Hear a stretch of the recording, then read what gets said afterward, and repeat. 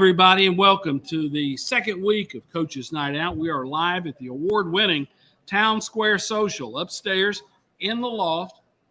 Because of the heat, the weather, some of our coaches have had to change their practice schedules. I've got somebody coming out of the bullpen to help me tonight on the broadcast. We'll get to him in just a moment, but thanks to the good folks at Town Square Social. Hunter's our bartender tonight for taking care of us. Advantage Roofing Contractors, LLC. Donnie Self and Rob Painter help sponsor this show. Daryl Tidwell, loan originator with Southern Bank of Tennessee. The Salas Realty Group, 120 Public Square, Lebanon. THW Insurance Services, LLC.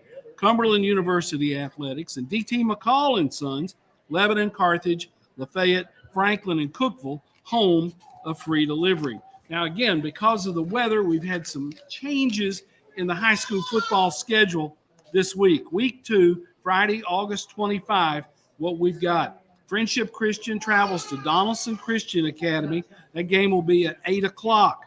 Watertown at Gordonsville at Turney Ford Field, again, 8 o'clock. Lebanon travels to Baxter to take on Upperman High School, 8 o'clock. Northwest High School plays at Wilson Central. That'll be a 7:30 p.m. kick. West Creek at Green Hill, 7:30. And tentatively, Hunters Lane and Mount Juliet are scheduled for 7 o'clock at Roger Perry Field. That, of course, subject to change.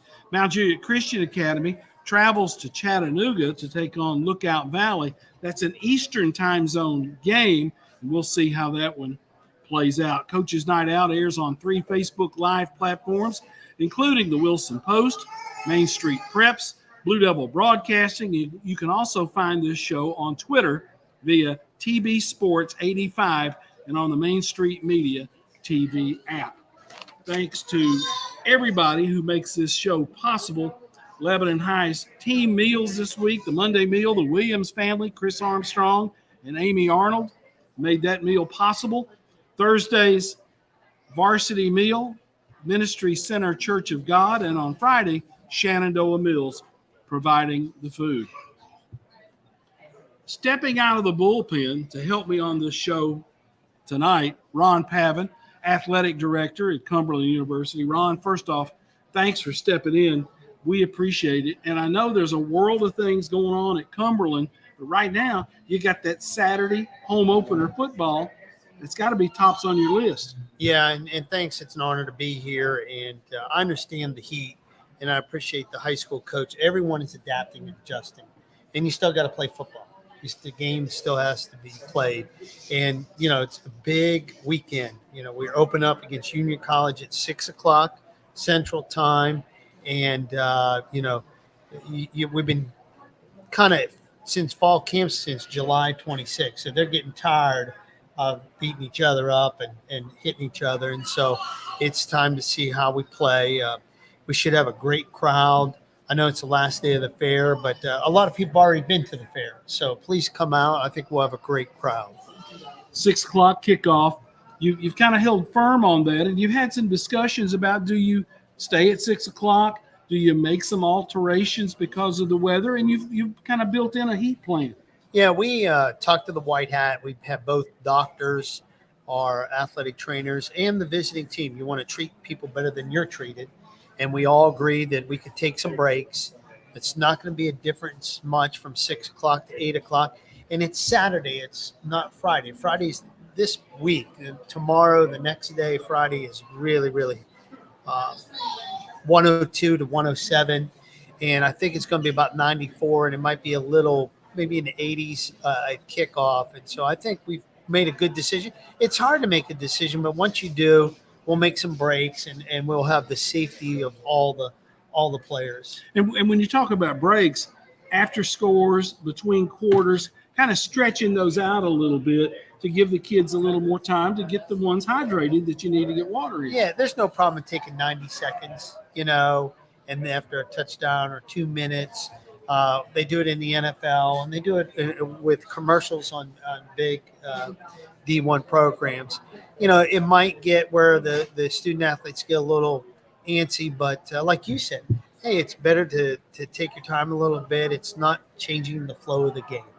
And if we need to adapt and adjust any more to that, we will. I think both coaches are ready to play. We all agreed to play at 6, and I feel good about the decision. And I've seen on the Cumberland sideline before those big Airbuster fans. Yeah. I would bet Union, Kentucky brings some of those with Yeah, them they're as well. bringing all their Mr. Fans. So are we. We'll have wet towels out there and everything. I don't know. This is my 16th year at Cumberland, and this might be the hottest week we've had in a long, long time. We've moved soccer that was supposed to play Friday to Saturday, and I feel like that's a good decision too.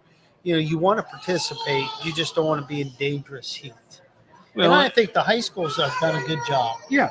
Well, and to expound on that a little bit tonight, Chuck Gentry at Lebanon, John McNeil, Tim Mathis, in fact, all scheduled to be guests on this show earlier in the week. And then as the weather continued to get hotter and hotter, everybody's opted to practice at night.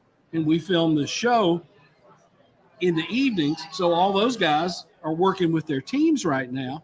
So they weren't able to be here tonight because their number one job is to get those teams ready to play football. Tim called, I guess, yesterday and said, I'm not going to be able to make it. We're going to go outside and practice. Cumberland doesn't have the advantage of an indoor practice facility like some of the big high schools do, but the high schools want to get outside in this heat, at least some measure of it, to get ready because you can't practice in the air conditioning Monday, Tuesday, Wednesday, Thursday and go out and play in that kind of heat on Friday. No, it will.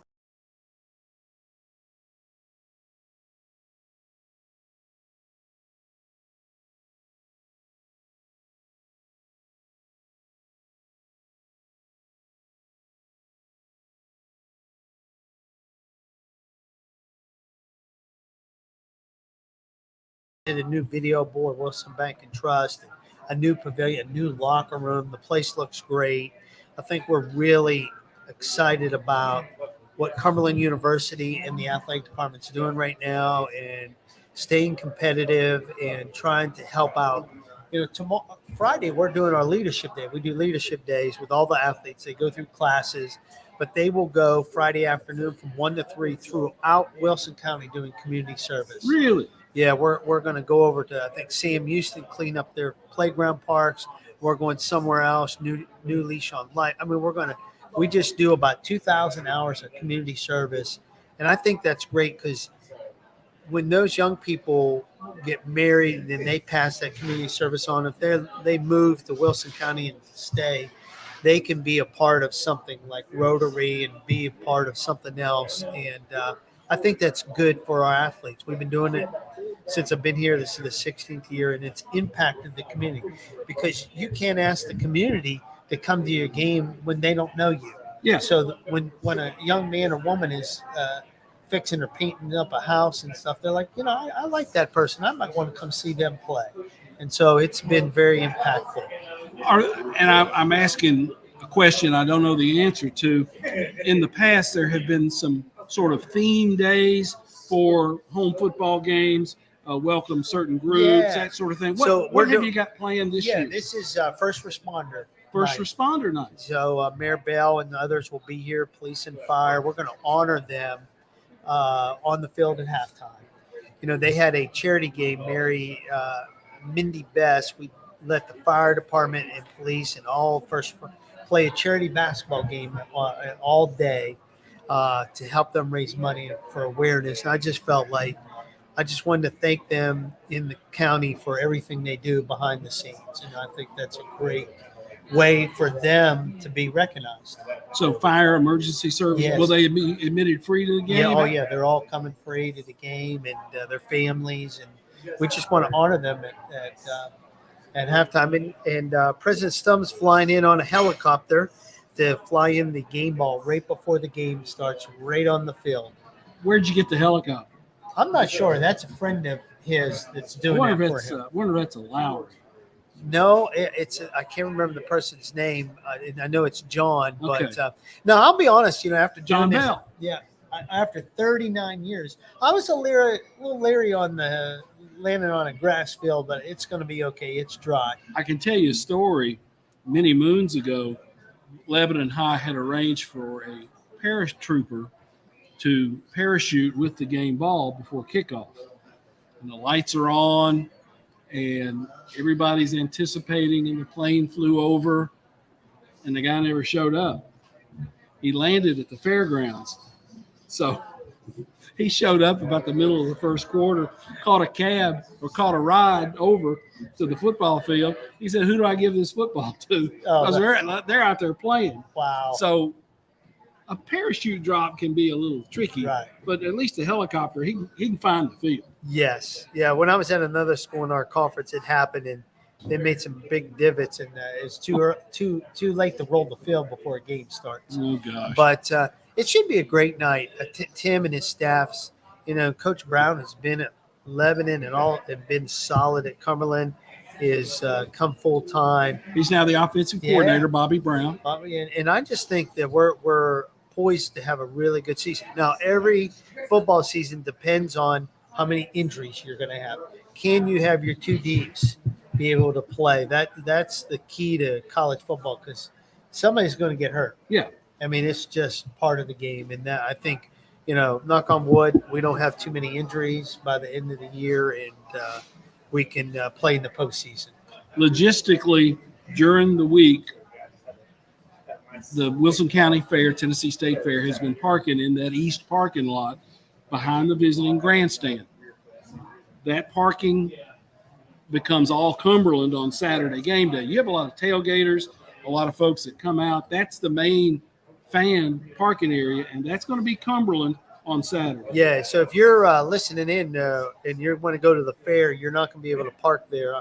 I love the fair. We're supportive of the fair. We were in the parade at the fair, but that is a Cumberland night, and you'll need to park somewhere else. And but I appreciate, Tommy, you and your family and everything, committed to Wilson County for so many years, and to put this on, and for young people to be supported like this is just a blessing.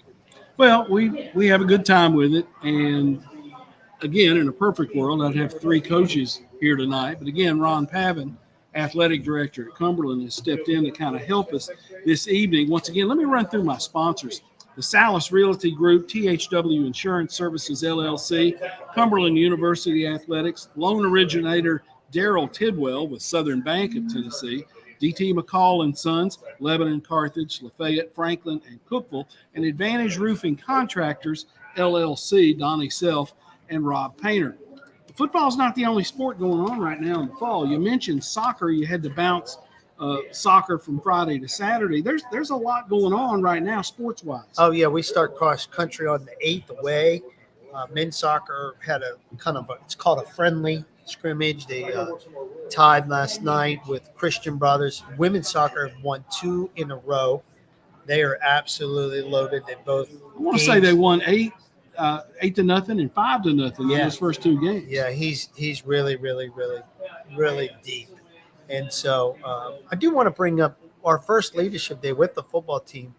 The governor came to speak to all our student athletes. He likes what we're doing with being competitive, but more importantly, the community service. We have a 3.2 GPA for all the athletes for the 5 years in a row, and we're one of the best programs overall for the so many years in the NAI in the top 25.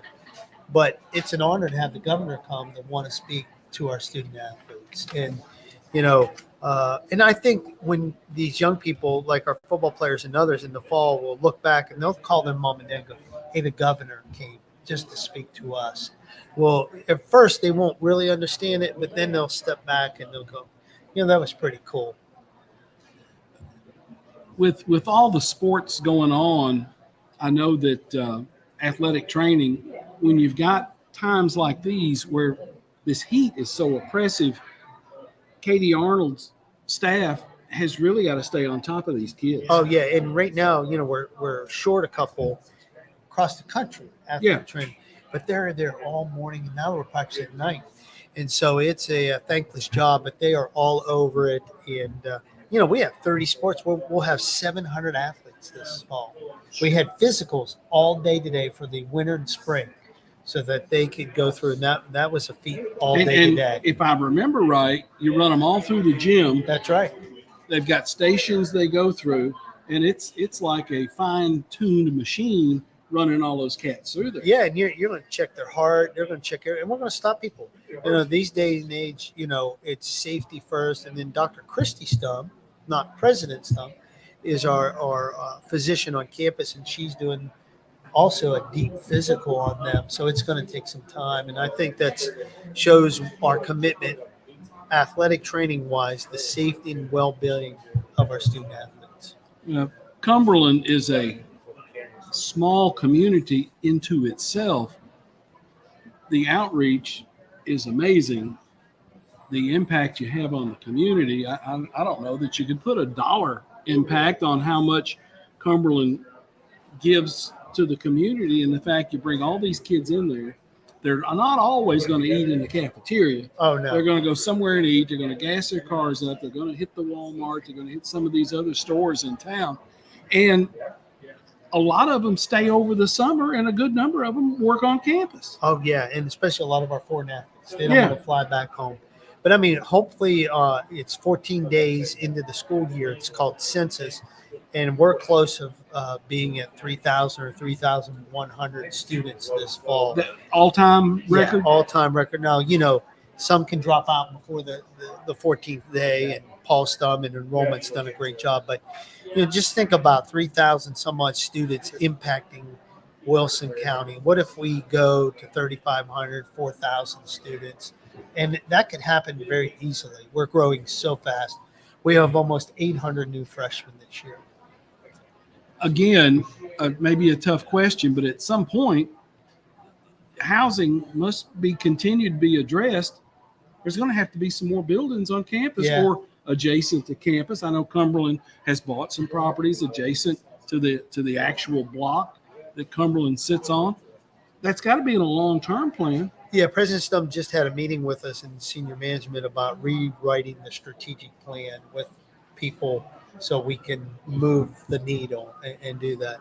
We're growing so fast. And I think front porch is the athletics. Everyone's taking a look at us because, hey, man, they have this sport, they have that sport, and they're just a regular student. And they're winning national championships. Yeah.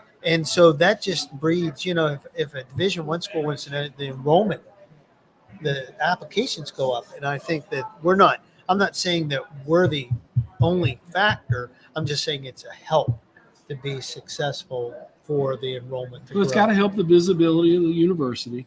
A lot of folks will come to a ball game that might not go to a seminar at the library. They're going to know about the school. Some of the things the Cumberland does, that Symphony on the Lawn. What a mob of people were there for that event, and that has been an annual thing for several years, and it seems like it grows every year. It grows every year, and I don't know if this is our 182nd year. What would have thought? I mean, we have reinvented ourselves so many times, but you have to change and get current with the times. And I think that's what athletics is trying to do is you got to change with the new athletes. You got to have facilities, and you got to think differently. What does that student athlete, what does that student want? You got to change degree programs. You got to look what is the hot majors and pivot and maybe get rid of some old majors. And I'm not saying that we're just doing that on the fly, but it's really important. A couple of notes I'm making to myself here. One, you had to make a move in your men's basketball program. Jeremy Lewis had been at Cumberland since he was a student. 2004. Coached the women's basketball program, moved over and coached the men, had great success in both, took the women to the national tournament, took the men's team to the, what do they call that opening round of the national tournament. Jeremy got a chance to better himself and take a Division I assistant job at Tennessee State. You kept it in-house and made an interim move there with your coaching staff. Talk about that if you would. Eric Evans has been with Jeremy 5 years, but after assessing and looking at it, he's the one recruited all these players. And when you look at that, in college athletics, you got to be a really good coach, but you better be a better recruiter. And so all the student athletes said, we're staying. Eric's the coach, we're staying. And when you do that, it's really hard, less than a month, to find a coach, search it out, and then still keep your roster with a portal all Yeah. over the place. And I think Eric will do a great job. I think the student athletes love him. He hired a young man from UT Martin, and he's Fleming. His last name's Fleming, who understands college basketball. The GA is I-40, Isaac Stevens. You couldn't fit better that he's got a connection to Wilson County. He's been at Cumberland for about 7 years. Yeah, Isaac was the Lindsey Donald Award winner. yeah. Played at Mount Juliet. Maybe Cumberland's all-time leading rebounder, again, because he's played about 6 years. But great kid. Yeah, and I think we will be poised to keep it going. What Jeremy and Lonnie and way before that. Yeah. Paul Peck. I mean, you can keep Cliff Bell. I mean, you can just run it down.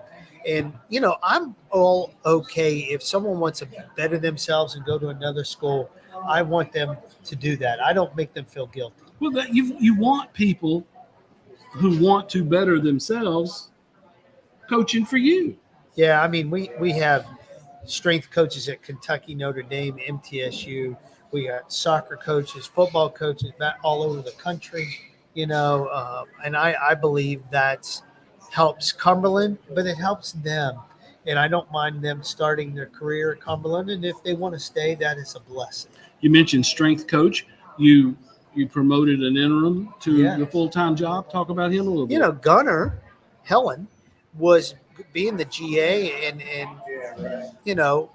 Austin Dillard had a chance to go to Florida. We only had about a week, and I saw Gunnar. I went through all the strength sessions. I pick a sport a day and go to, but I went to every weight session Okay. for about a week watching him. Because he's working with all the athletes. Yeah, and he was at Wisconsin. He was a wrestler, but he was at Wisconsin and worked football in all these Division I schools. Then he was at a high school, and before that, and ran all the high school, everything. And he's just really, really good. And so I like promoting within. I like a plan B. Now, do I have list of coaches all over the country that I would like to hire if somebody left? Yes. That's part of being an athletic director at a college. Excuse me. Esports is something that a lot of folks might not have a handle on, but Cumberland has won championships in esports. National championship. Spencer Claypool has spoke at every Rotary Club in Wilson County. He spoke at Kentucky. He spoke at the Nashville Rotary Club. They just keep calling him for everywhere. He has 45 esports students.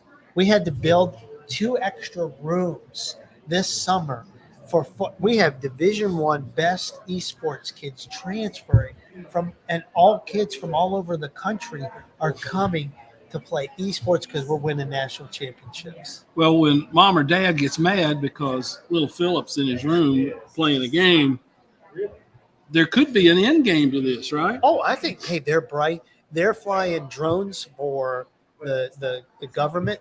They're getting jobs that we would never even thought of.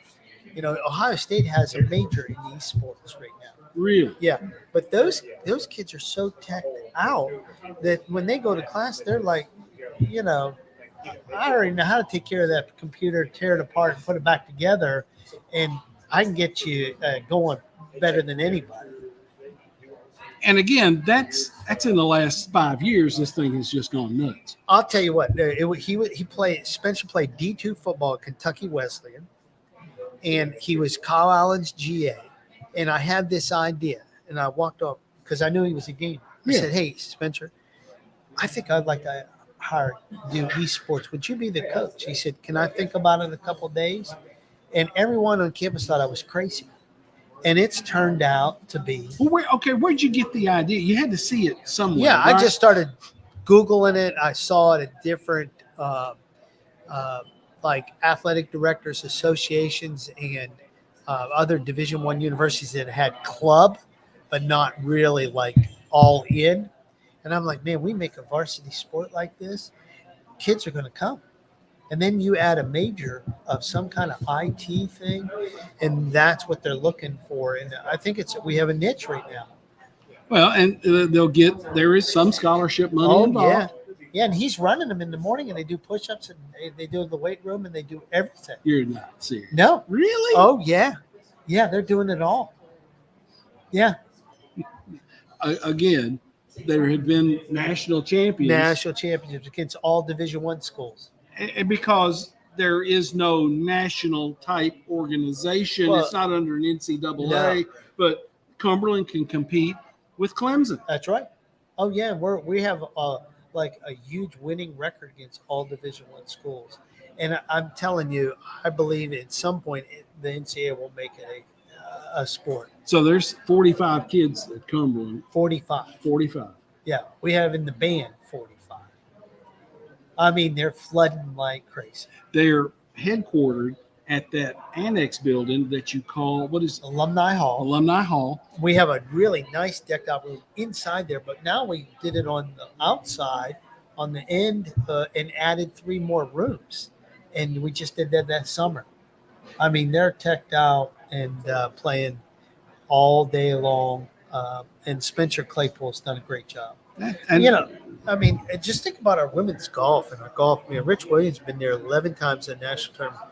We're very committed. We're close on wrestling winning a national. James Hicks has won individual national championships. I mean, Eli, right? Clemens from Lebanon. Yeah. he is. I'm telling you, he's poised. To be very, very good at this level, and so I think we could be really competitive this year. I know that track and field has won conference and national Yeah, championships. 5 this past spring. You got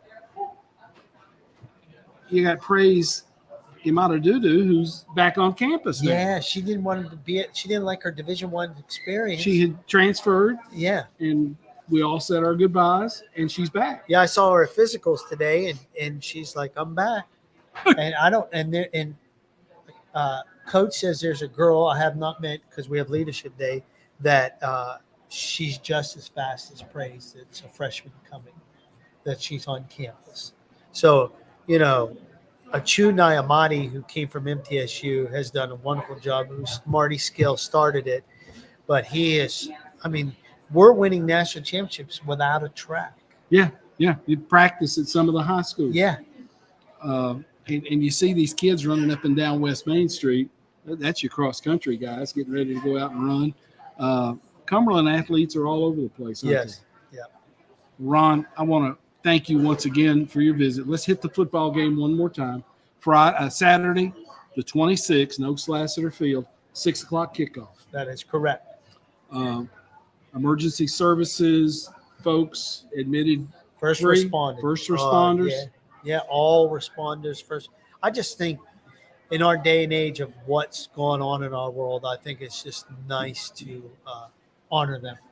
And folks are going to be amazed when they see the new Jumbotron, when they see the big pavilion in the end zone that the recruits and the alumni are going to use. And something you won't see is 130 new lockers in that tricked out locker room, which is a huge, huge move for those kids. Yeah. Well, thank you, Tommy. Glad to have you here. Ron Pavin, athletic director at Cumberland University. Let me run through a couple of closing notes here on this abbreviated version of Coach's Night Out from Town Square Social. Thanks to Family Medical Associates and Pediatrics. Shop Springs Creamery is the official chocolate milk of Lebanon Blue Devil football. This week's team meal sponsors for the Blue Devils: Williams family, Chris Armstrong, Amy Arnold, the Ministry Center Church of God, and Shenandoah Mills. Our sponsors for Coach's Night Out: the Salas Realty Group, THW Insurance Services, LLC, Cumberland University Athletics, loan originator Daryl Tidwell with Southern Bank of Tennessee, DT McCall and Sons, Lebanon, Carthage, Lafayette, Franklin, and Cookville, and Advantage Roofing Contractors, Rob Painter and Donnie Self. Thanks for tuning in. We'll talk to you next time. I'm Tommy Bryan, and I will talk to you later.